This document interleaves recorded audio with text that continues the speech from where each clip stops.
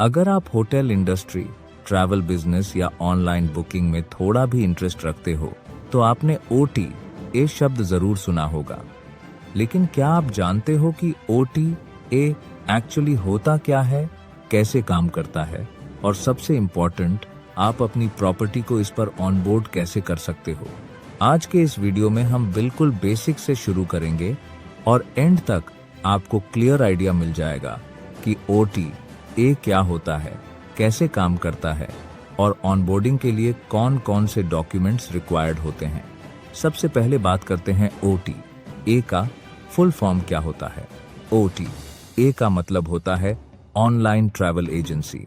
Simple language में समझो तो यह एक ऑनलाइन प्लेटफॉर्म होता है जहां होटल्स, रिजॉर्ट्स, फ्लाइट्स और ट्रैवल सर्विसेज लिस्ट होती हैं और कस्टमर्स सीधे वहीं से बुकिंग कर सकते हैं, जैसे मेक माई ट्रिप, गोइबिबो, booking.com, अगोड़ा। ये सभी OTA के एग्जाम्पल्स हैं।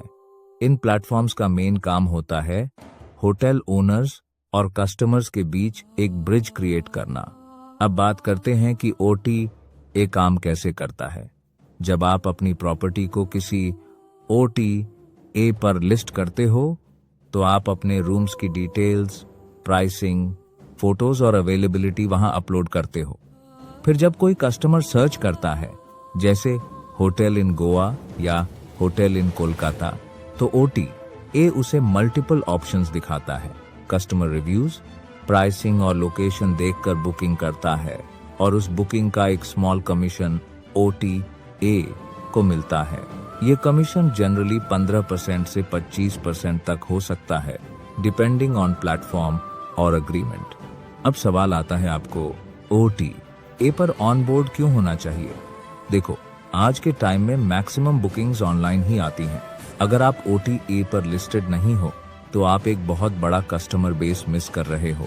OTA आपको विजिबिलिटी देता है, ट्रस्ट बिल्ड करता है और आपकी ऑक्यूपेंसी बढ़ाने में मदद करता है। स्पेशली अगर आप न्यू प्रॉपर्टी हो तो OTA आपके लिए गेम चेंजर साबित हो सकता है। चलिए अब आते हैं सबसे इम्पोर्टेंट पार्ट पर, ऑनबोर्डिंग प्रोसेस। सबसे पहले आपको किसी भी OTA की वेबसाइट पर जाना होता है जहां लिस्ट योर प्रॉपर्टी या पार्टनर विद अस का ऑप्शन मिलता है। वहां क्लिक करके आपको एक रजिस्ट्रेशन फॉर्म फिल करना होता है जिसमें बेसिक डिटेल्स जैसे property name, location, contact details और रूम डिटेल्स भरने होते हैं। इसके बाद एक अकाउंट मैनेजर या ऑनबोर्डिंग टीम आपसे कनेक्ट करती है और आपको आगे की प्रोसेस में गाइड करती है। अब बात करते हैं डॉक्यूमेंट्स की जो ऑनबोर्डिंग के लिए रिक्वायर्ड होते हैं। सबसे पहले आपका ID प्रूफ जैसे आधार कार्ड या पैन कार्ड चाहिए होता है। उसके बाद बिजनेस प्रूफ जैसे GST सर्टिफिकेट या बिजनेस रजिस्ट्रेशन सर्टिफिकेट। फिर बैंक डिटेल्स देनी होती हैं जहां आपको पेमेंट्स रिसीव होंगे, जैसे कैंसल्ड चेक या बैंक स्टेटमेंट। इसके अलावा हाई क्वालिटी प्रॉपर्टी फोटोज भी जरूरी होते हैं, रूम्स, वॉशरूम, रिसेप्शन, अम्यूनिटीज आदि के।